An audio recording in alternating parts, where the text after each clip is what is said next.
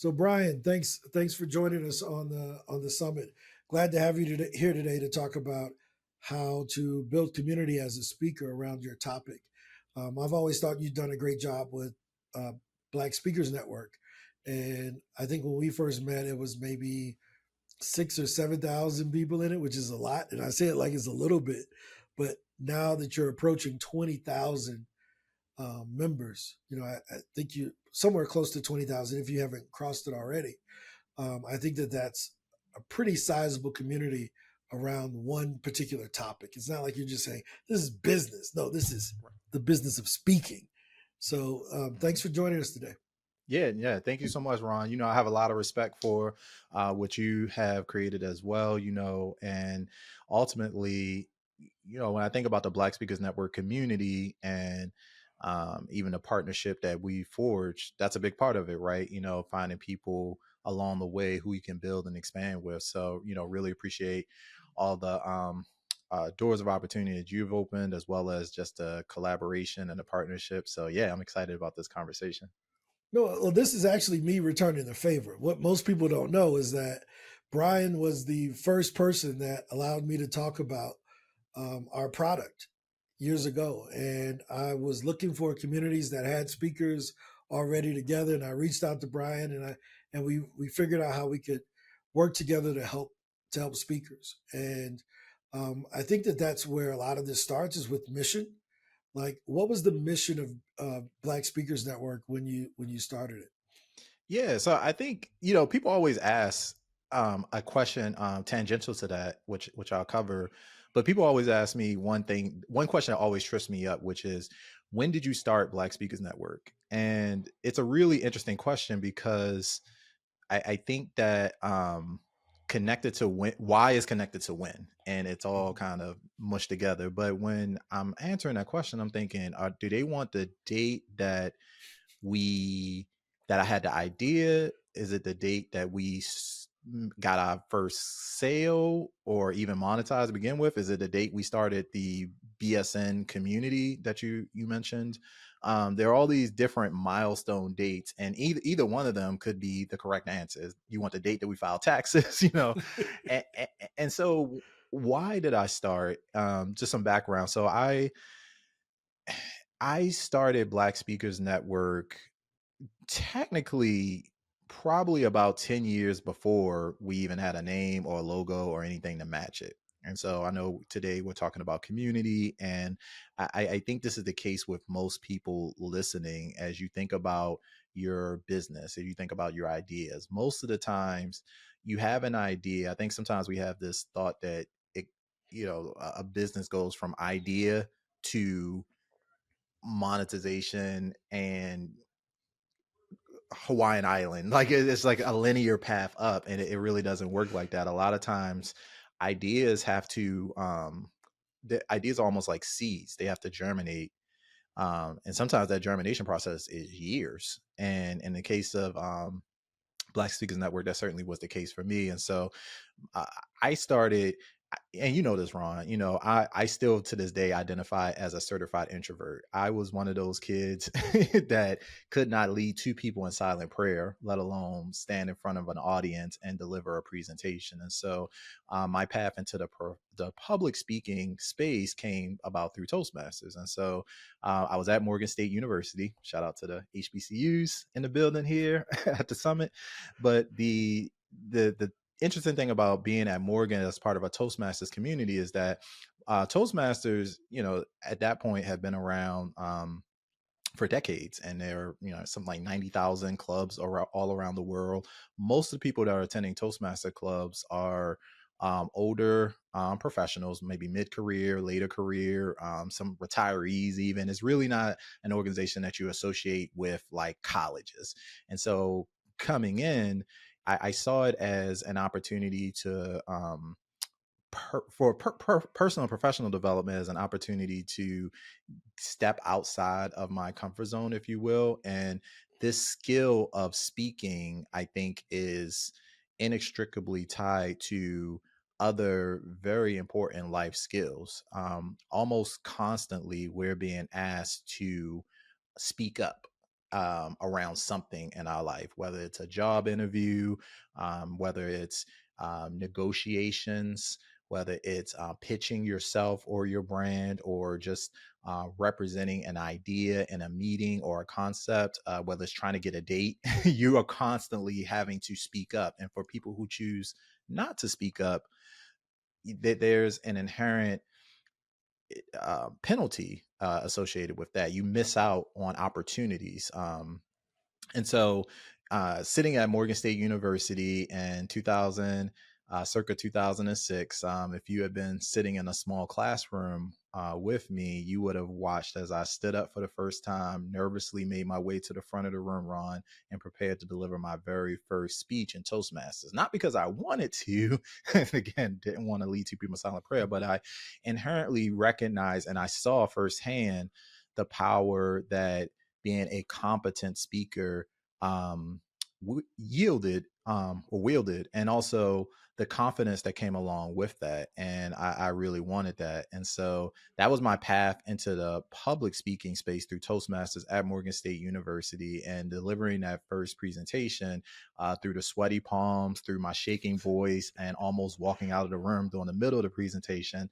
I immediately realized that, hey, I survived this. So, and actually people had good feedback to share. And, Toastmasters is a very supportive environment. So that gave me the encouragement that I could probably continue to do this. And so the seed for Black Speakers Network was actually, even though we technically, some of those dates that I mentioned earlier didn't come about until circa 2016, 2017.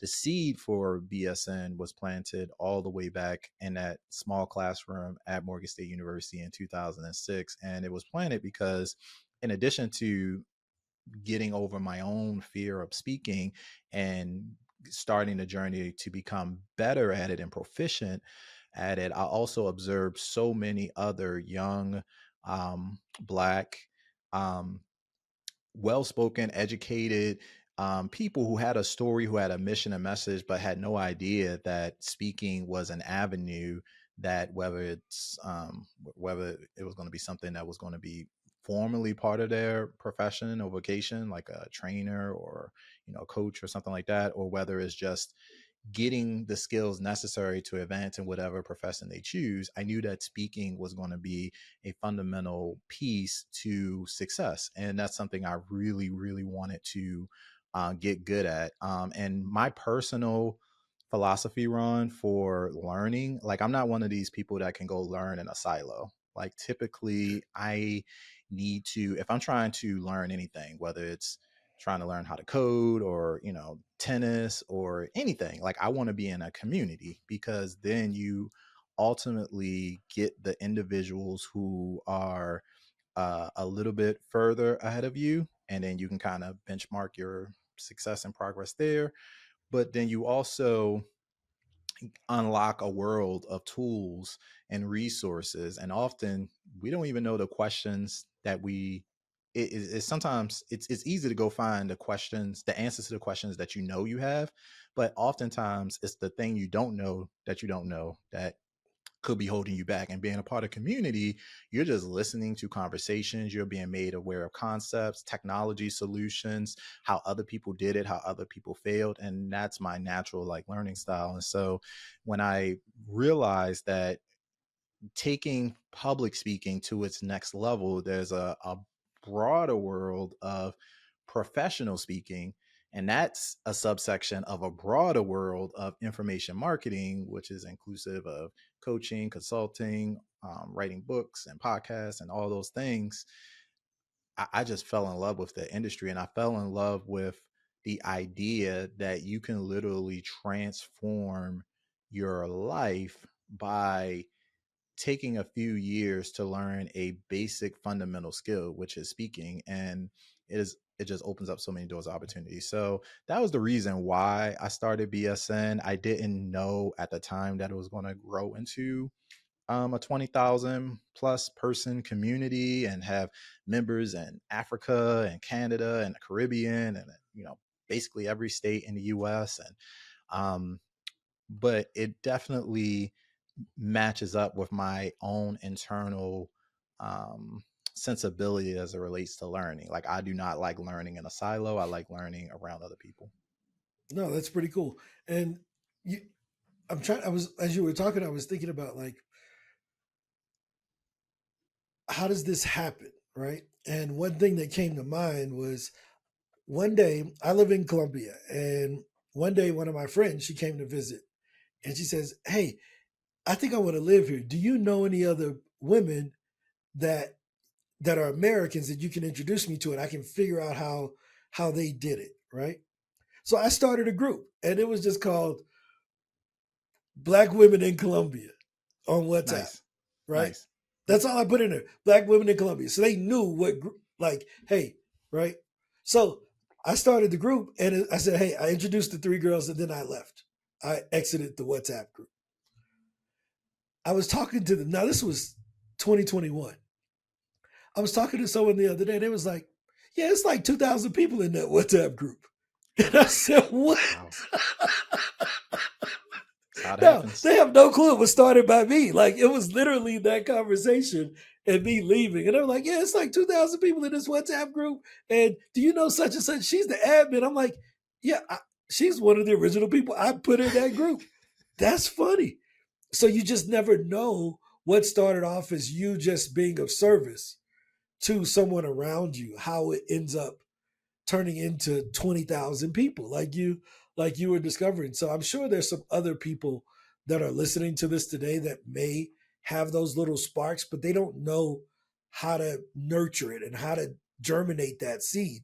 You mentioned to me before that you have a process for how this happens.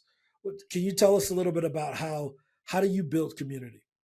Yeah, so I'm a big fan of just putting things into little digestible blocks, even as a professional speaker. One of my first presentations that I ever put together and still present to this day is called the 5 C's of crafting powerful presentations. So if I can Okay. put something into a C's or M's, obviously Black Speakers Network, we have the 5 M's of building speaker community. So things that people can just naturally, easily recall. So when I sat down and I started being asked to come in and speak about this exact topic, what does it take to build a sustainable membership community? I essentially distilled it into 4 C's, surprise, surprise, of building a membership community from my perspective. And so, yeah, we have the 4 C's. So the first C is curate. Okay. And curate is all about really establishing a vision for what that community is going to be. In your particular case, you had a need established. Somebody is looking to move into another country. They don't know anybody. They need a vehicle to be able to just ask questions, bounce ideas. And then even once you do get into another country, there's still all sorts of things like, where do you go for groceries? What neighborhood is safe? What's not safe? Mhm. Et cetera, et cetera. So same thing with professional speaking or really any community that you're building. You have to kind of think about what are people actually looking for. And sometimes that's not always obvious. I think oftentimes membership communities start without that much of clear direction, and I think that's okay. But over time, as a community starts to form, you want to start to get very explicit about what you are and what you're not. Because one of the things I realized very early on with Black Speakers Network is that even within the scope of we're serving current and aspiring professional speakers, our mission is to equip, connect, and inspire next generation of Black professional speakers. There are so many ways to do that. And if you don't calibrate expectations up front, you can find yourself getting pulled in so many directions, particularly as a community leader, that it no longer becomes sustainable or fun or profitable or impactful because you're trying to do too many things. And so I think kind of intentionally crafting the vision for your community is very, very important. With Black Speakers Network, I knew that, for example, initially we started hosting events. I live in Baltimore, so we started hosting events. And by the way, this is my second company. My first company was called Skills, sharing knowledge and information for lifelong success. So Told you acronyms. But that business was a lot of the tenants that formulated the ideas and the operating assumptions for that business got pulled into Black Speakers Network. And so one of the things I realized there is when you're hosting live event experiences, events are incredibly powerful because Mhm. people come to events, they meet people, you get pictures, photos, videos.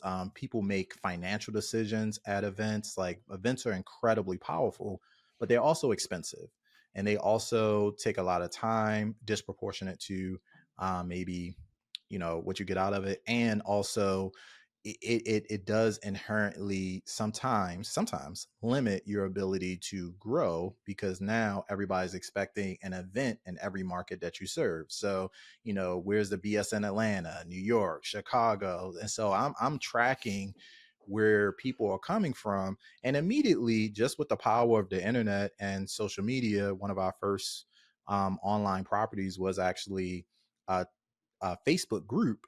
And when you run the numbers, those people are from all over the country. And so I said, we probably want to make sure that anything that we do is just uniformly accessible by everybody that's plugging in. And so we kind of pulled back on events and focused more on webinars. And we used to do these programs called speaker development classes, where literally every Thursday we had an expert like you, Ron. I think you've done a few of them actually, where you come in and you talk about a specific topic.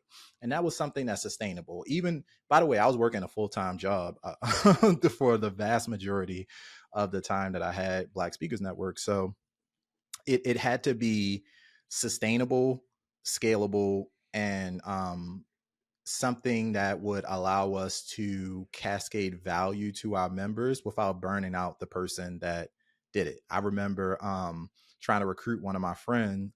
His name is Depot.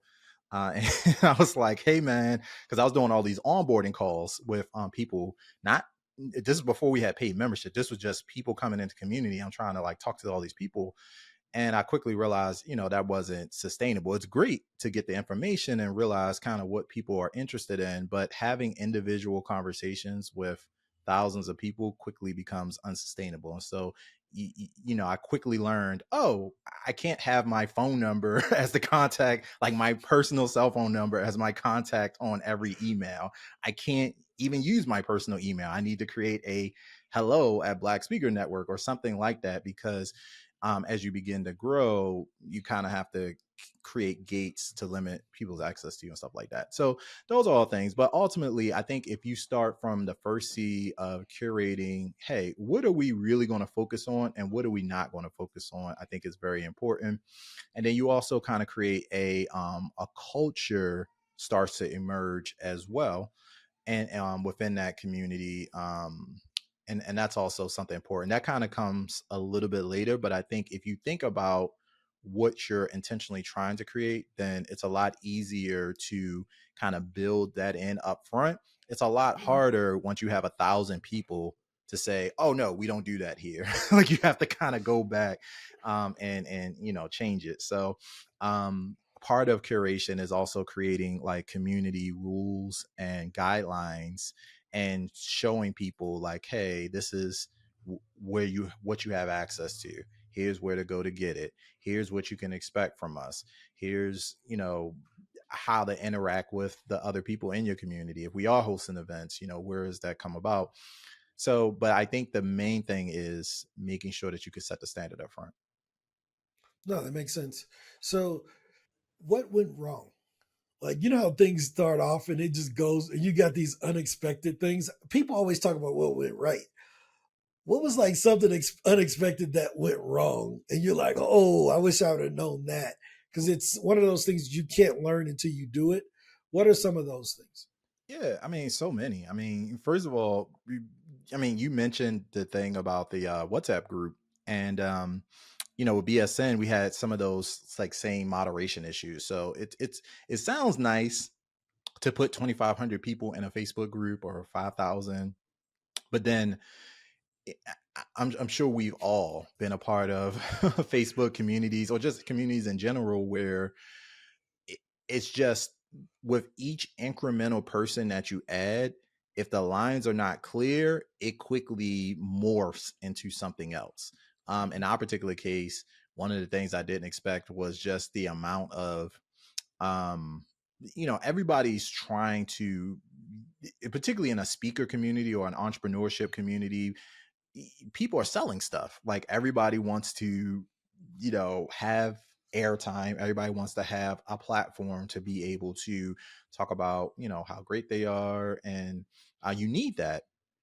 But, speakers, what I learned is that speakers often don't want to hear from speakers aren't trying to buy what other speakers are selling. Like speakers may have insight because they too are professionals and they're trying to figure out how to handle customer objections and build a list and do lead generation and how to put together a great speaker website and what should be in a sizzle reel and all these different things that we talk about.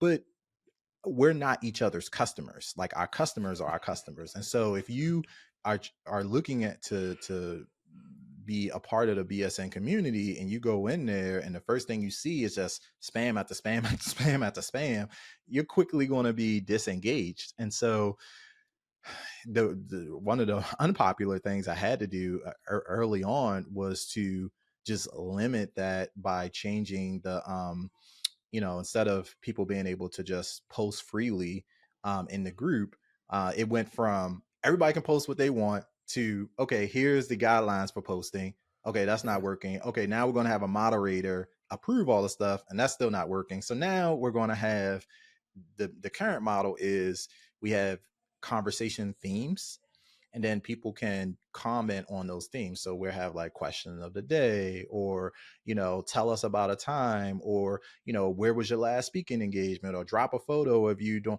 whatever it is. But it's not the just stream of, hey, buy my book, hey, come to my conference, hey, do this, hey, because nobody wants to see that. And it's really hard to tell people that because obviously everybody is everybody has the same goal, which is to win. Like the goal is to get in front of the audience that you're called to serve.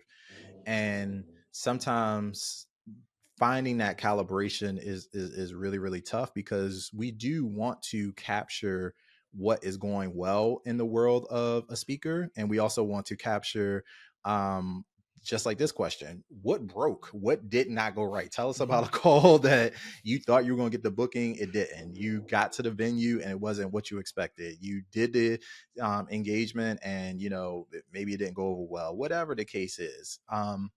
But those things have to be calibrated. And I think that as you begin to scale and you start thinking through like what are those pain points, some of those things will become obvious. But that was mine. I was like, there's no way in the world we can do this sustainably. You may have another C, man. Calibrate. Calibrate. Yeah. Well, it's actually connected to my next C, which is connect. So it Oh, works. there you go.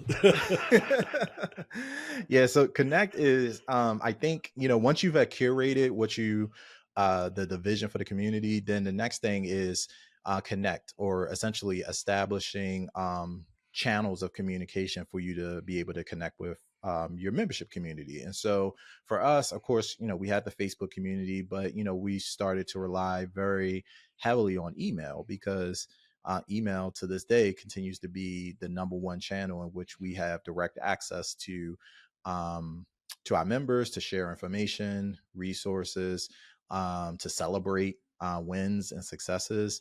And then, of course, things like text message marketing and all of that came about.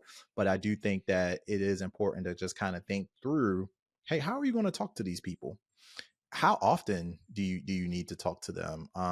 Do they need to talk back to you? And if so, how are you going to manage that? And so we got really good at creating forms for stuff that was repeatable. So if someone like one of our processes now is we like to celebrate, the wins of our members who have been booked for speaking opportunities. Even if we didn't book them, we still want to celebrate them. But asking again 5,000 people to email you back with, "Hey, let us know where you spoke last month." That's not a thing. So I mean, it could be, but it would be a horrible thing. And And so now we created this BSN booked process. And that's the thing. I think w- at a certain point, everything in business is truly an experiment. Um, there's no guarantee of what's going to work until you try it. And I think some speakers, authors, just entrepreneurs in general, they miss that. They just want to go for the home run. They just want to build the thing that works. And it's really hard to get to the thing that works unless you try a bunch of stuff that doesn't work.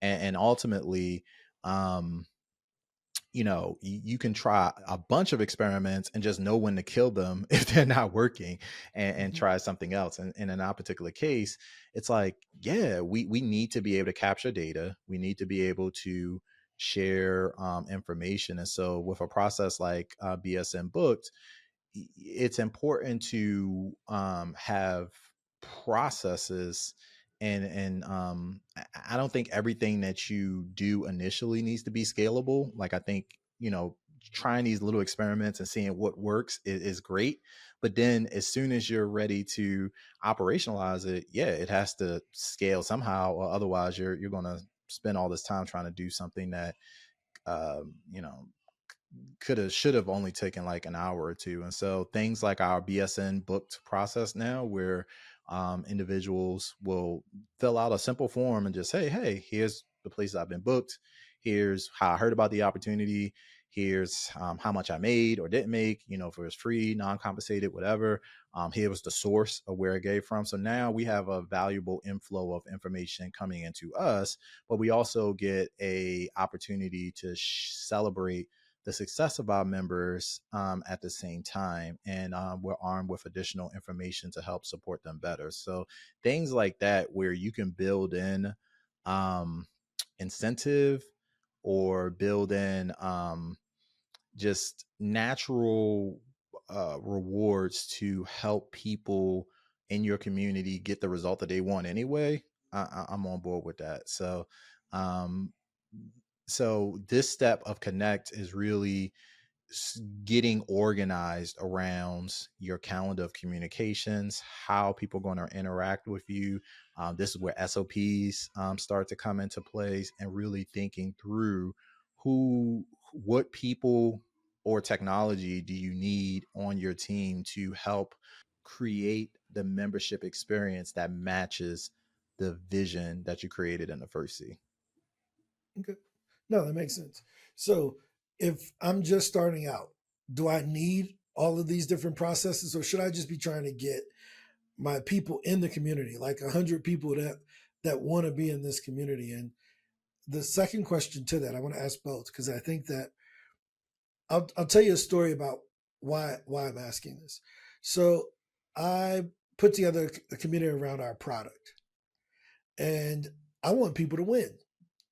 So we put together a group of users, let's say 200 of them. And I'm like, why is it only six of them in here engaging? And in my mind, I'm thinking I'm a failure. But then I looked at other groups and I'm like, oh, it's really only 1 to 2% of people in the community that will actively say anything anyway. And I'm over here thinking I'm doing terrible. But in reality, that's just the norm.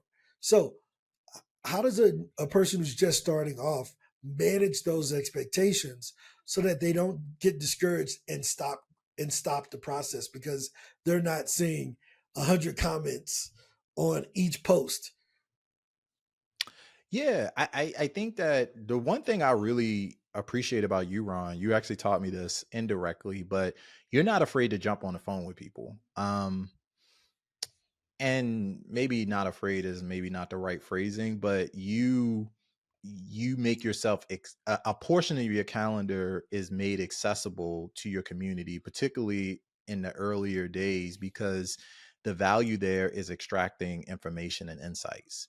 And so we really want to be able to map consumer behavior to the features of our product. In this case, a membership community. And the easiest way to do that is to get unfiltered, unbiased things. And I like jumping on the phone because, people can fill out a form. They can put what they want. You could teach to the test.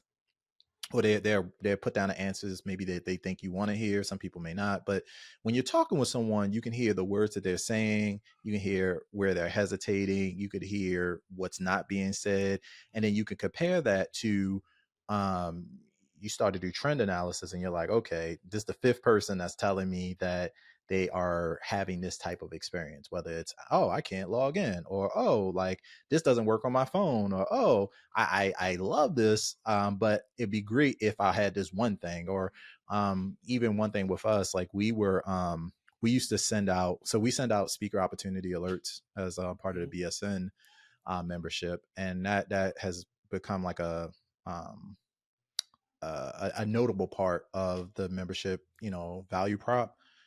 But we used to send them out just randomly, like at any given, like, and now we still send, as we get inbound alerts, they do, sometimes they're time sensitive, and sometimes there's budget attached to them, and we got to make decisions.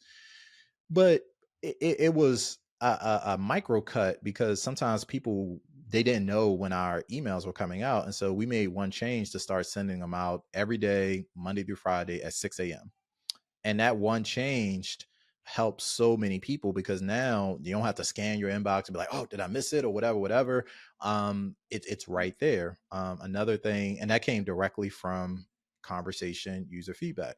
Another change we made was, sometimes when we have these call for speaker opportunities, sometimes there's no publicly available budget information for it. Like, we don't know if it's a paid event, we don't know how much it is, we don't know what the fee range is. It's just not available, and that's not anything we can control. Like, we can only get what's available. And we were putting, I think, NA as like, so where we put the information, and then, this is the event name, the date, location, the due date, and then the budget. We were putting NA because we're like, we don't know. And then a lot of people were sending us feedback like, what does NA mean? I'm like, it means not available. What do you think it means? But to them, they're like, not is this not paid? And basically we were just saying we don't know, or i.e. unknown. And one of our members was like, well, just put unknown. And I was like, okay, that works. It costs us nothing, but increases the clarity exponentially. And so I think those things will come up. Ultimately, though, when you're first starting out, I don't think you can't jump right into optimization. I think you really just need to spend some time really, really letting your membership community kind of co-create the type of experience that you think you would want. I don't think a membership community, you can create products in a silo for other things, but a membership community isn't really something that I would recommend just sitting in a room by yourself and trying to figure this out. I think if you can put together a small stakeholder community that represents a broad subsection of the target audience that you're looking for, and use those people as kind of a advisory board, even if informally they may not even know they're part of your advisory board. But I think it's really, really important, because ultimately you it, this isn't something where you necessarily, like, you may be trying to fix problems that don't necessarily exist, or you may be trying to fix problems that may be there, but they represent such a small fraction of people's engagement level, to your point, that it's not even worth it. And I think the only way to get to the true calibration of that is to talk to other people in your community on a consistent basis, particularly in the Yeah, beginning. I think that the consistency is really important, right?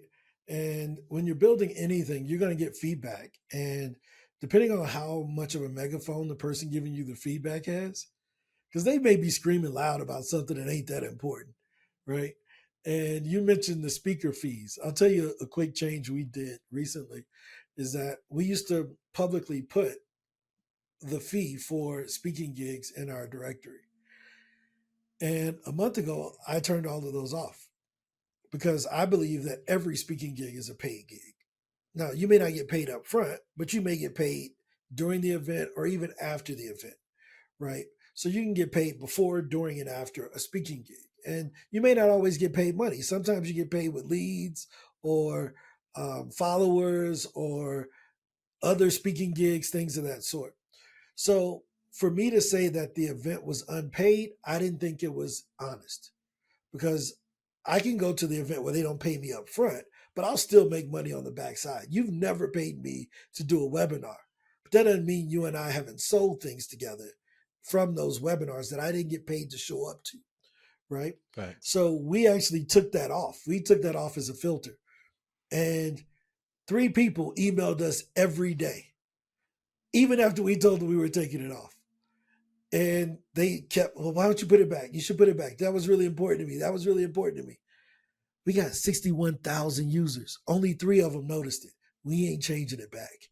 I mean, those three people had a really loud microphone and they were consistent with beating us up for a week, but the other 60,000 didn't care.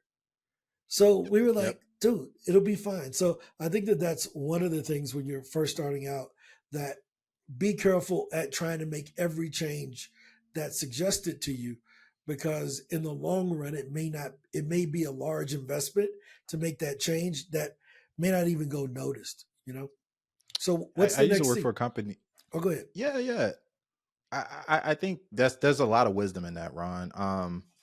Because you can these are like paper cuts too. You could spend so much time chasing feature updates and trying to tweak this and change that, and the Pareto principle just cuts so clearly across everything. 20% of 20 most of the value is going to be extracted by like 20% of your users. 20%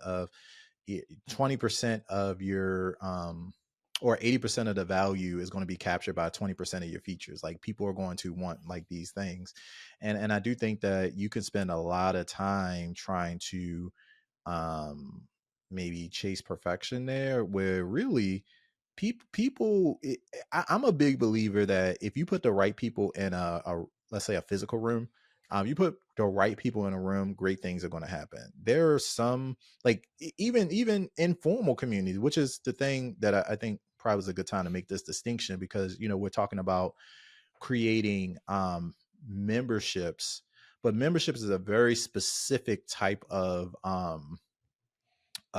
community, where people are self-selecting in because they are seeing, they're identifying some dimension of their personality or need. Something is compelling them to be a part of the other people that are associated with this. But in a lot of cases, that may not necessarily, people naturally create community without any curation.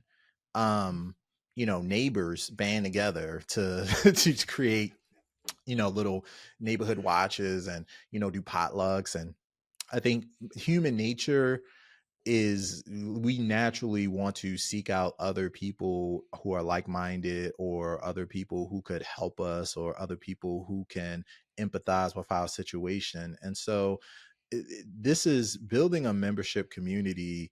At its core is really kind of already tapping into some of the fundamental elements of human nature, which is, hey, I just want to be around people that are going where I'm trying to go, or who have already been where I'm trying to go. And they're going to know what the heck I'm talking about. When, like, I can't go crying to my family that this engagement that I wanted didn't call me back. They have no idea what a like what Sherm is or whatever. Like, it's inconsequential. But you get around other people where they're like, oh yeah, it takes so much.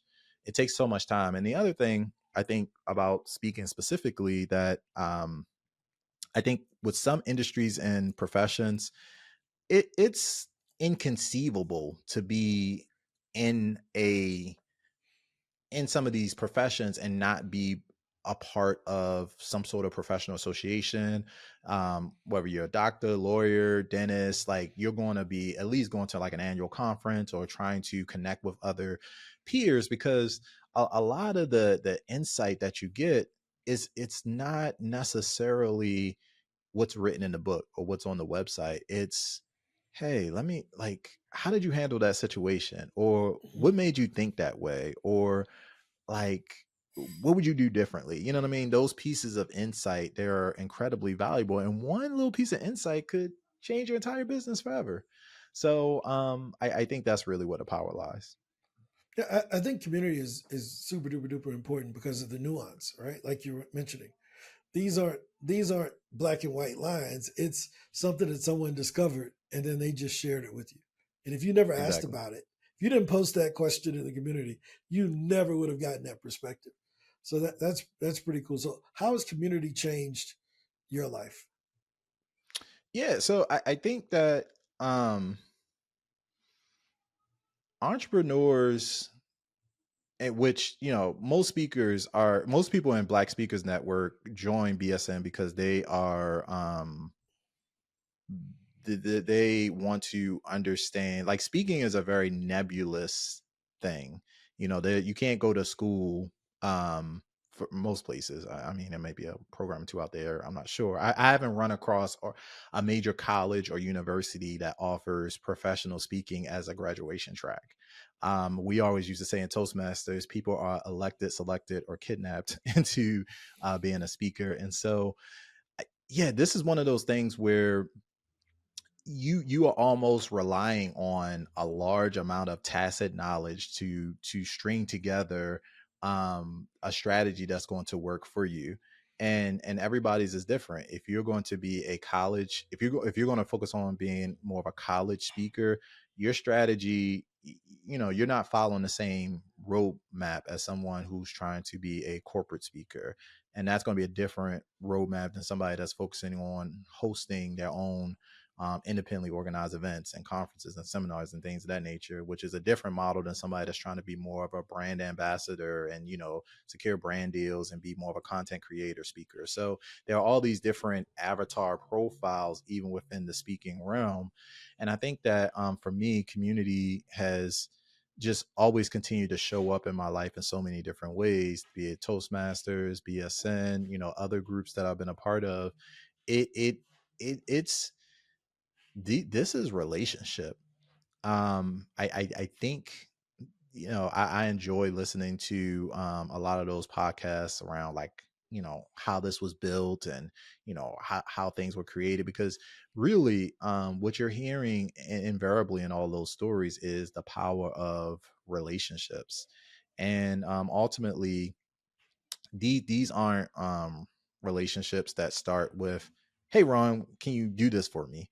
It's, "Oh wow, I had no idea." Like, I had no idea. Like, when you reached out to me, I had no idea that I didn't even know web scraping was a thing. I didn't know you could, deploy these like large models to get all this data. Like, it was just phew. So to me, that's the biggest piece, is the awareness of, like, what's possible, and people who are already in community with you, who are just open to sharing, like, just open because they went through it and they want you to be better. And I think that's a really special thing. Entrepreneurs, we are invariably very, very hard on ourselves. Like, when you think about the path that the average entrepreneur takes, it's a very lonely, very challenging. It pulls on every part of your being. It stretches you financially, it stretches your mental health, it stretches um your creative like energies, and unless you are a person, which I imagine probably like less than maybe like 5% of people on the planet just have that natural resolve to push through regardless.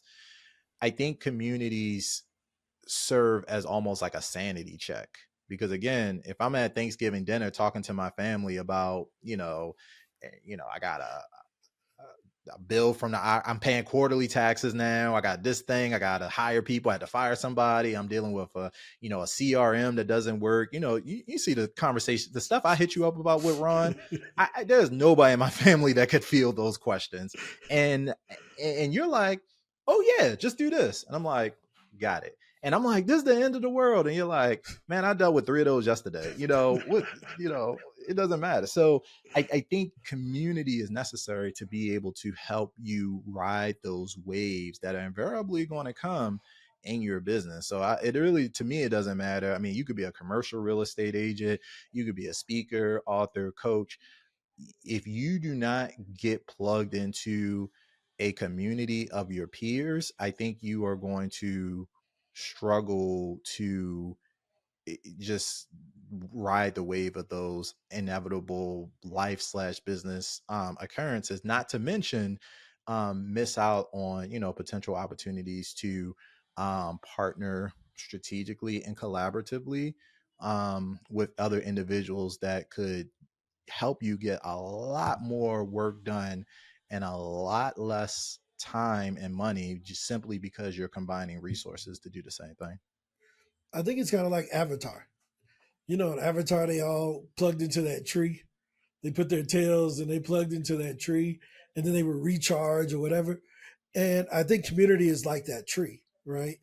And you go and you plug in, and then because of that CRM conversation we had, I probably saved you 6 months of trying out the three that I told you to stay away from, right?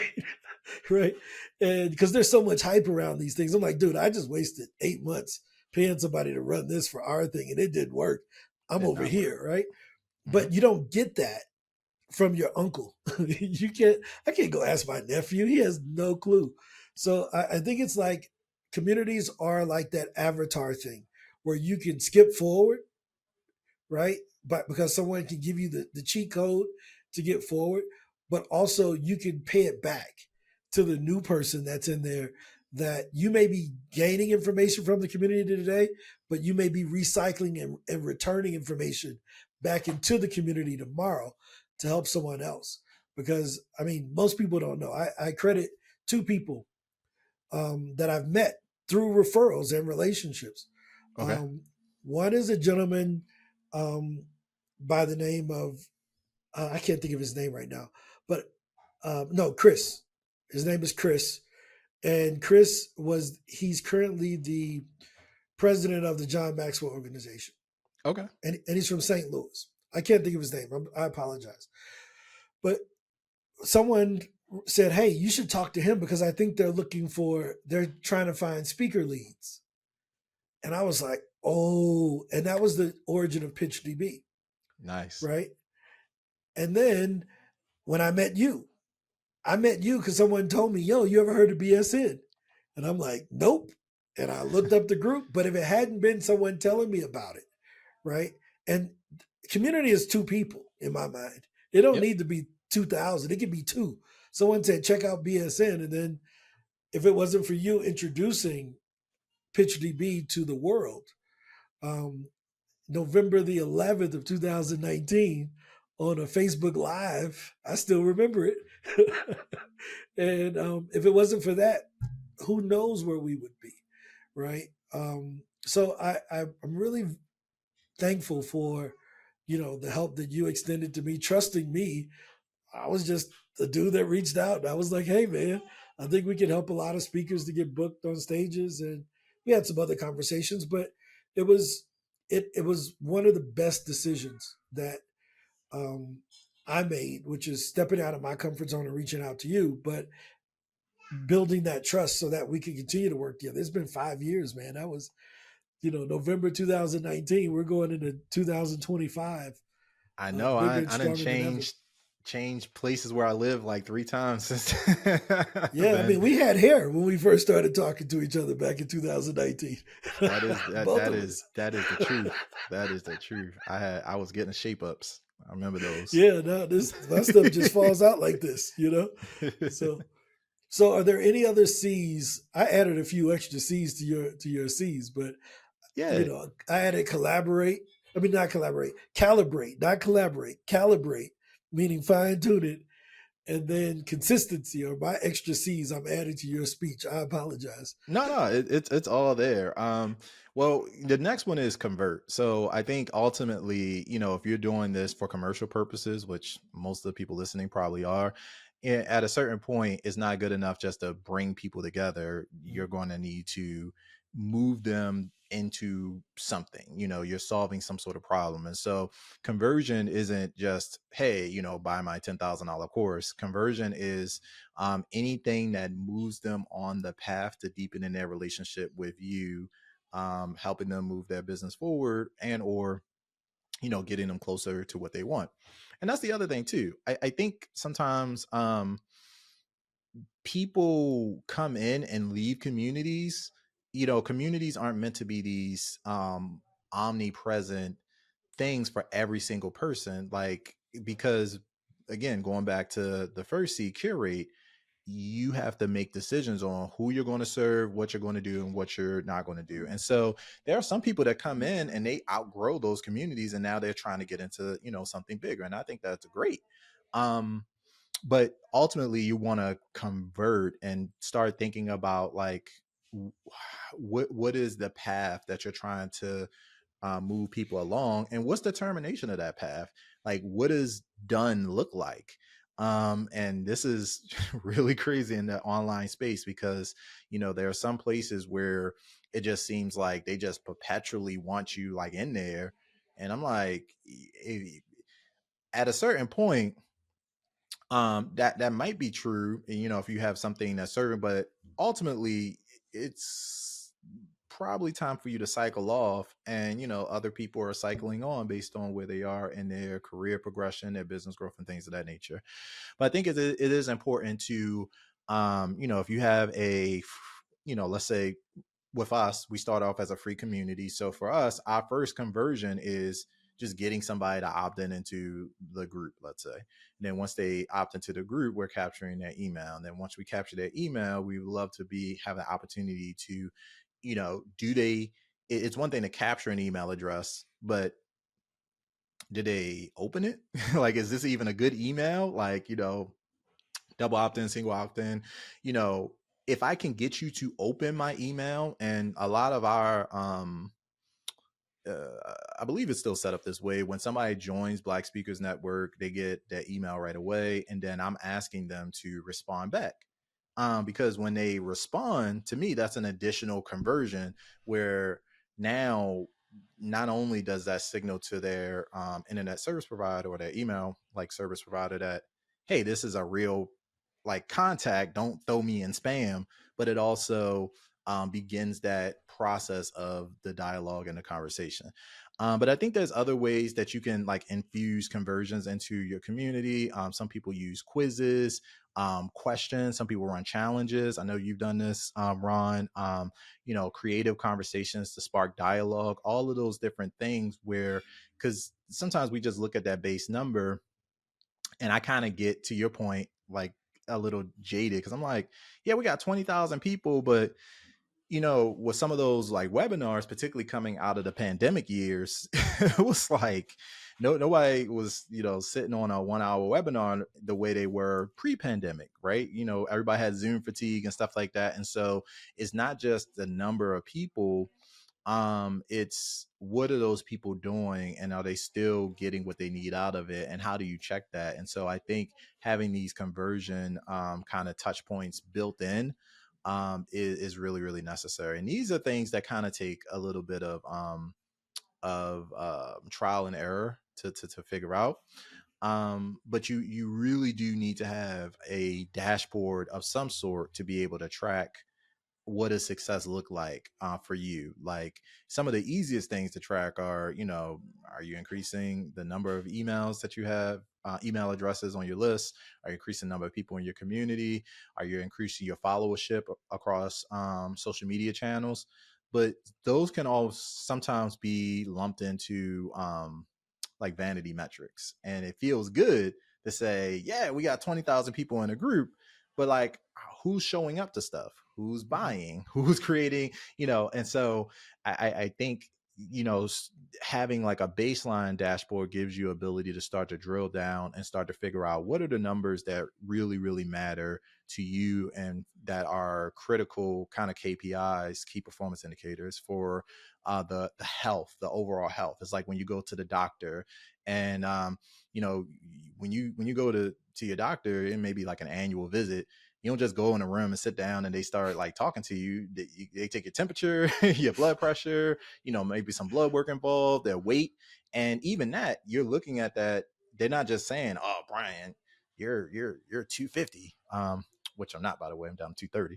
But they don't just take that information in a silo. They're comparing that number, whether it's 250, 240, 230, whatever, to where were you in 2023 and 2022 and 2021. And so you can start to compare. I think as you start to build out your community, and again, this doesn't have to be like, I'm not saying you got to sign up for, you know, you know, a SQL dashboard or Google Analytics. That, I mean, you may need that at some point, but a very simple, like 5 or 6 critical key performance indicators that will help you establish a baseline to know the overall health of your community. And so, and that's going to help drive conversion, which is, what we're talking about. And so, I'm a big believer in feedback loops, feedback channels. Like, help me understand what's happening. And this is independent of what Brian is feeling, because again,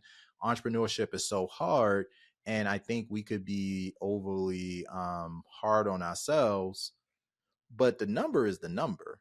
Like, the numbers, you mean you can change the story, but the numbers are there. And so that kind of disconnects you from making these like overly emotional decisions around, oh, people don't like me, or people don't like what I'm doing, or people do. And you end up discovering all sorts of things that challenge whatever preconceived notion that you might be making up to fill in the gap of what the knowledge should be, because you don't have the numbers. So that's the big thing there. And then the last C is really just caring about people, which is, again, this whole thing is driven by relationships. Um, I always say, on the other side, there's a person on the other side of every transaction. And so while, you may be looking at a Stripe dashboard or something like that, and you see like all these numbers, there's a person attached to that payment. There's a person that is um going through their own set of challenges, battling cancer, dealing with an aging parent. They gotta, they're trying to take care of their child while also, you know, trying to figure out daycare perhaps for their child, while they are getting on a plane to go speak at a conference across the country, and what that looks like, and deal with perhaps a partner that may or may not be as supportive if they could be. And so there are all these challenges that we bring to the table because we are human and we are people. And I think that um, as a community leader, and as you're building a community, that's another thing that is an important calibration. Because on one hand, no, I don't think it makes a lot of sense to try to celebrate every birthday in a 20,000 person community. That just becomes like unsustainable. It's not that we don't care, but we just can't do it. But at the same time, you know, somebody just lost their parent, whatever, whatever. Sometimes, people run into financial situations, and it's just like having just a little bit of additional empathy, it could probably go a long way, and again help separate you from um, some other communities where they may just not care. So I think that's the other piece that I really want people to have in mind. Like, these are humans. You're human. Yeah, I'm a big advocate for mental health, and just creating boundaries for yourself, in terms of we talked earlier about not being like overly accessible. I think people shouldn't be calling your cell phone at 11 o'clock at night to ask you a quick question. It just it doesn't work. It may work for you, but if it doesn't, which it doesn't work for me, for anybody listening, just make sure that you establish those boundaries and you keep them there, because it's not just about, you can't pour from an empty cup. You have to put your oxygen mask on yourself first. You can't serve anybody if you are functionally burned out, or if you are about to literally crash and burn because you're trying to do all these things. So I think caring for yourself and caring for others, a la Jerry Springer, is the way to go about that. No, I think you hit a lot of great points with that, because you mentioned earlier taking telephone calls, right? And how I hop on the phone call with everyone. And at the beginning, that was really important because we were such a small community. And my conversion was, hey, I need you to stay on our software. right? Like, I can't have you leave, right? And then the other part was, I need your feedback because natively I'm not a speaker. So I'm like, yo, I got to keep everybody in there. And anything that goes wrong or anything they see that needs to be changed, I need them to tell me, right? So that was the initial thing around it. And then when I realized 4,000 people had my phone number, I was like, yeah, this is probably a problem. So Now is right that but now, that was your actual number, not a Google Voice, right? no, it's still my actual number. They all still get Yeah. it now. And I'm like, Yeah. yeah, this ain't gonna work now that we have Speaker Hub. So now I just default to send everybody to voicemail. And the great thing about having an iPhone is you can read the voicemails like text messages. So I can Android go does that through, too, Ron. huh? Android does that too. Oh yeah, I don't know. I don't have an Android, so I'm just speaking from. I don't know what the other phones do, man. But I can read the text messages, right? And I would say, okay, all right, this isn't that important. I can text them back or whatever. Or I can pass it on to support. But I think people always remember if you care or not. And there are people who purchased the product 5 years ago from the first lifetime deal that we did, and they're like, man, I can't believe you're still making improvements to it and you still take my phone calls. And I'm like, yeah, this was the commitment I made. And really, what they were saying is, I can't believe you still care about this because so many times other people have dropped the ball. And so that caring thing is really, really, really important. And you can demonstrate it to people in so many ways, whether that's replying to an email, taking a phone call, shooting a text message, especially in the early days because your community is really they're going to tell you what they want you to help them with, but only if you're willing to listen. If they feel like you're going to judge them or you're going to beat them down, anything of that sort, then they're not going to really be very transparent with you. But what I've found is, you mentioned entrepreneurship is really hard. I think it's really hard because it's one of the only, if not the only, it may be one of the only professions where the scoreboard is public, right? If I'm a brain surgeon, nobody knows whether you're good or bad because I don't get to go in there and watch to see if you killed the dude or not. If the guy came out right went in right-handed, came out left-handed, you probably a bad brain surgeon at that point, right? But with entrepreneurship, people have this way of judging you based on your lifestyle or whether you're still doing the same thing 5 years from now. You know what I mean? Some people Mhm. switch. I'm doing this week, and next week I'm this entrepreneur. And this week I'm selling hot dogs. Then I'm selling burritos. And they're kind of judging like this, it must not be working because they keep switching. So entrepreneurship is one of those things where we're being judged publicly. So it becomes tough. And sometimes just being able to tell them, hey man, yeah, I remember I went through that too when I was a speaker. I remember when I wanted to quit and I went a year and I didn't get any speaking gigs because I was afraid to get up there and I didn't know what to charge. And but the minute when it becomes judgmental, they don't want to share with you. But I always believe that there's this fine line of being able to tell someone, hey man, I believe in you enough, so I'm gonna push you. And those are the people who appreciate it the most because they're like, dude, I would have never did nothing if you ain't say that one thing that one day. I don't know if you was talking about me, but you was talking to me. You know how your pastor do that at church? You like, Yes. Pastor must have been hearing my prayers because he talked about that subject this week, and that's what I was going through. That's kind of the role of the community leader, to kind of be the ear on the ground without pointing fingers, right? Knowing what the community is dealing Mm. with, but not pointing out, giving people scarlet letters, if that's the best way to put it. Yeah, 100%. 100%. It's a So, calibration. That's the kind of, as we close out the conversation, I just would encourage people to, we're talking about these things in hindsight. And so I heard it said that, you know, life is best understood backwards, but it can only sadly be lived forward. mhm. And yeah, these are all things that you will learn to calibrate on your own. And so my hope is that for anyone listening to this conversation at today's summit, and this is just one topic of many incredible summits. And again, Ron, thank you for kind of putting this together because I think people make decisions in spaces like this and you get exposed. So one or two things could happen. You could get like an avalanche of information and it could lead to like paralysis because it's like, oh no, like I I absolutely do not even have time to think about this, do this or whatever.